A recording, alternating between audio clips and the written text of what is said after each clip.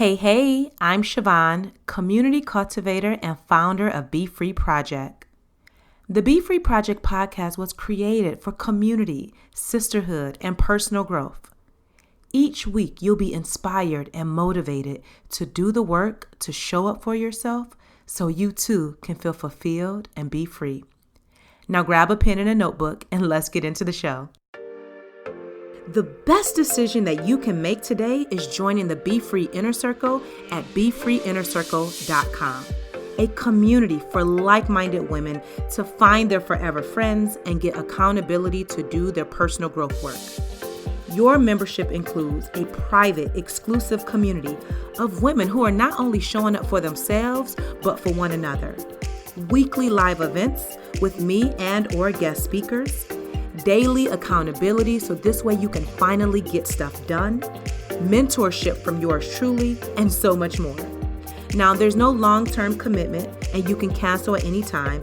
However, I can guarantee the moment you join, you're going to feel a warm embrace and you're going to want to stick around. Every single member of the BEFREE Inner Circle will walk away with clarity, fulfillment, and confidence because guess what? When you're around me, you're going to win. So come and grow inside the BEFREE Inner Circle at BEFREEInnerCircle.com. Hey, welcome back to another episode of the podcast. I am so happy to be back in your ears another week. And thank you, as always, for listening. I'm so grateful for you. This week, I'm loving my girls' trip to Tulum, Mexico. Yes, I took a girls' trip in the beginning of December. And when I tell you, it was such an amazing experience. Number one, to get away from the cold weather in Cleveland in December was amazing. And then to go to another country and stay in the most beautiful villa ever was truly a delight. And then the great girlfriends that I was with, we just had such an amazing experience. And it just filled my soul.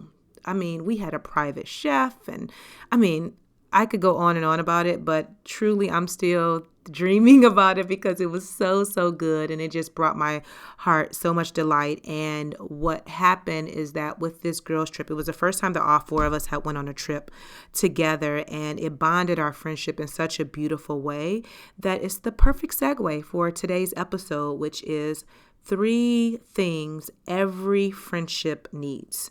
Now, y'all know I am a huge advocate about women having the right friends in their life.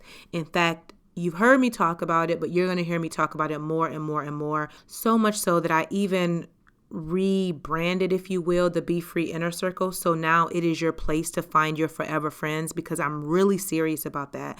And I think so many women are struggling to find friends as adults and just to have the right people around them. And I've built some very beautiful friendships with women, and my life is so full with the friends that I have been friends with for years, and then even the new friends I've recently connected with. So y'all going to hear me talk a lot about friendship because it's very, very important to me. And I really want every woman to have at least one person in her life that is on this personal growth journey with her, that you can feel, you could just feel good about the relationships that you have in your life. So what I'm going to share with you today about the 3 things that every friendship needs, it's not my original idea. I got this idea from a book that I read called Frientimacy, and the author's name is Shasta Nelson. And even though this is not my original idea that I'm going to share with you today, I had already been implementing the things that I'm going to share pre me reading her book. And you can actually listen to the episode we did together where she really breaks down what she means by frientimacy and all of that good stuff. So make sure you listen to that episode with the author. And the book, I will say, is absolutely amazing. I highly recommend everyone read it. I'll make sure that I link to it in the show notes, especially if you're looking to understand how to be a better friend to yourself, but then also to attract the right friends and to be a better friend. One of the things that she mentions in the book is a frientimacy triangle. And when she says frientimacy, what she's saying is bringing the intimacy in your friendship. And this triangle, when I read it, I was like, oh my gosh, this is powerful.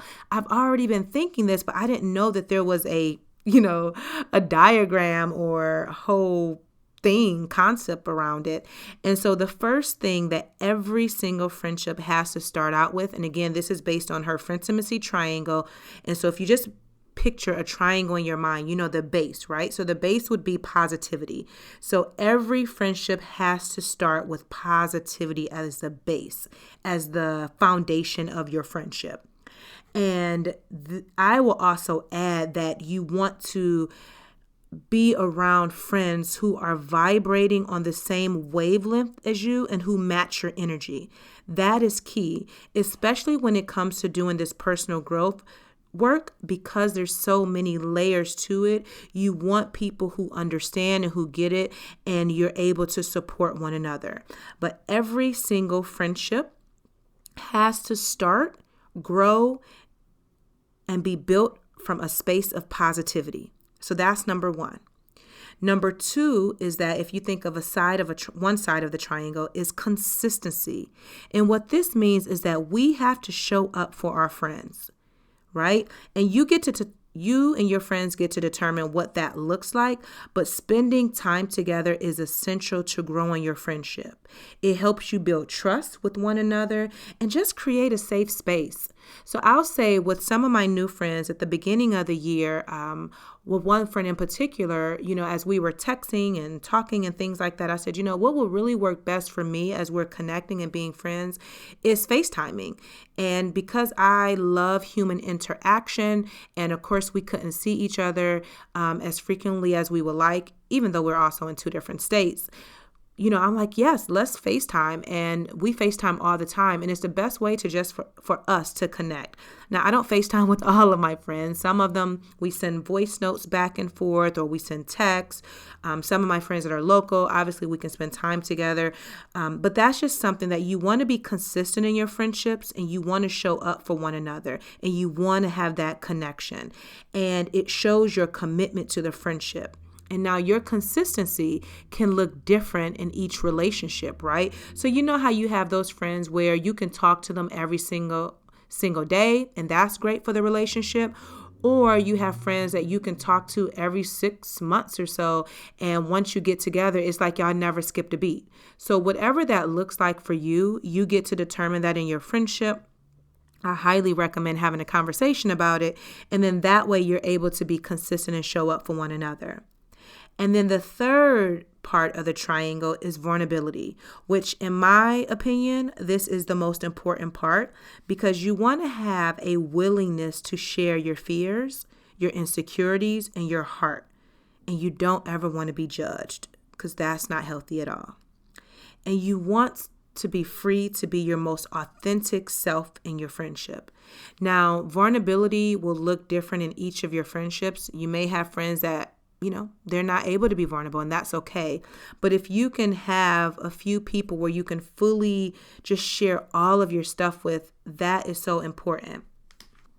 And so according to Shasta, the author of the book, when you have consistency, vulnerability, and positivity, that is what builds a healthy friendship. And when it comes to vulnerability, you want to be able to take your friendship to the next level. You want to feel free to express your feelings and just know that you're cared and supported for. And so according to the author, not all friendships will have this complete triangle, if you will, where they're both growing at a great rate. However, if you have a handful, you're doing amazing. Listen, if you have one person, you're doing amazing. I will say that I have a handful of friends that completes the triangle in my life. And then I have some friends where there's less vulnerability, maybe there's more consistency, but every single friendship that I have, there's definitely positivity.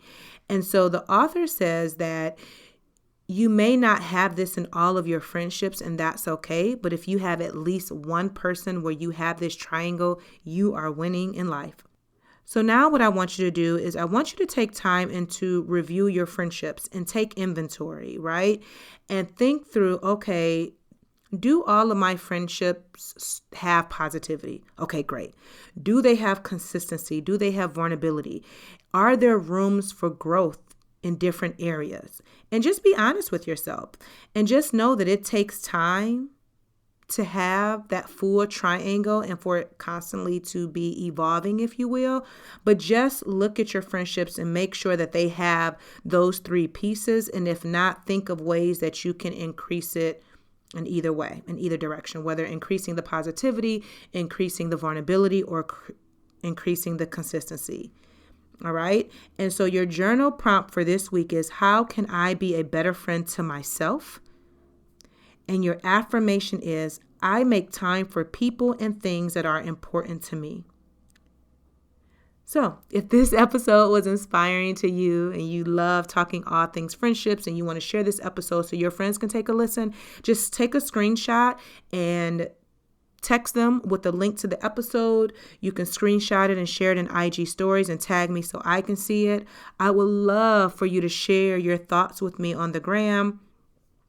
Please leave a 5-star review. The more reviews we get, the more stars we get, the more people can see the episodes and the podcast and all that good stuff. And then if you were inspired in any kind of way and you want to support my work, you can treat me to a cup of coffee. The links to everything that I shared will always be in the show notes. And until next time, girl, be free. My name is Sierra Casher, and I am from Mobile, Alabama.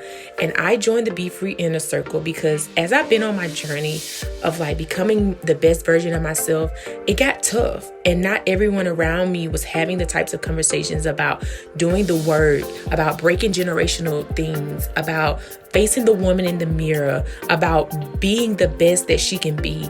And so I found myself doing the work alone sometimes. And I would hit a bump in the road and I would slow down and then eventually stop.